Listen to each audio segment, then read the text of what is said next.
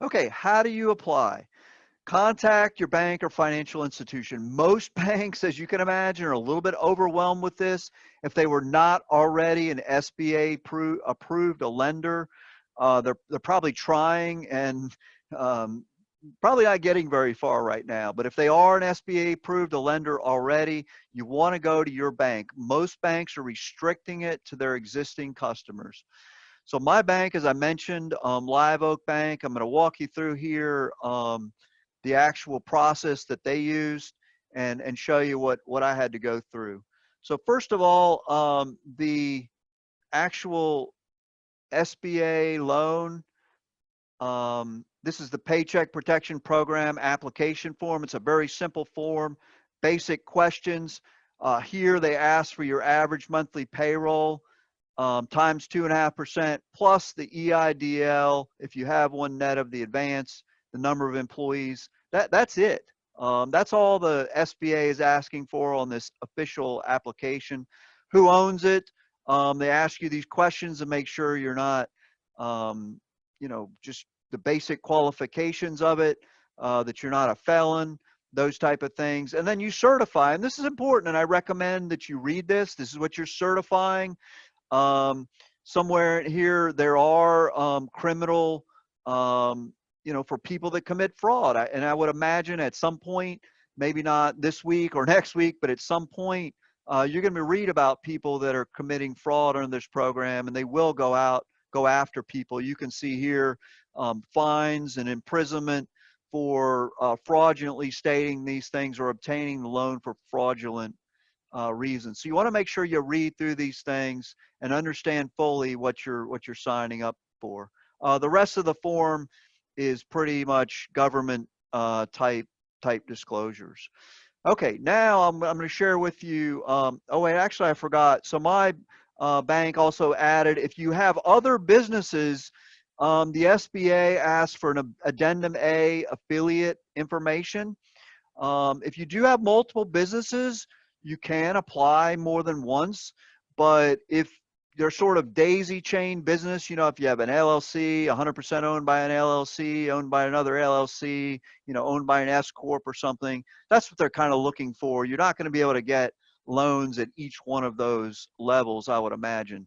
But anyway, so they want information on any affiliates that you may have. And my bank just created the addendum A, is required to be included with the application. Now my bank did create its own application form. Just wanted to share with you what they required. So obviously the business legal name, industry, NAICS code. This is important for some other programs. The EIDL has limits on the code per industry, but just some basic information on who owns the business, entity owned, authorized representatives. Now here's where they did get into, and they had their own little format for what they were going to count to compute the payroll. So they are the ones responsible for certifying to the SBA, hey, yes, this business, these are legitimate costs, and this company is in fact eligible to receive this month. So you can see here, they want to know the number of excess people over $100,000, total number of individuals, how to compute that. If there are any employees outside the United States, and some other basic questions for how to compute the payroll information.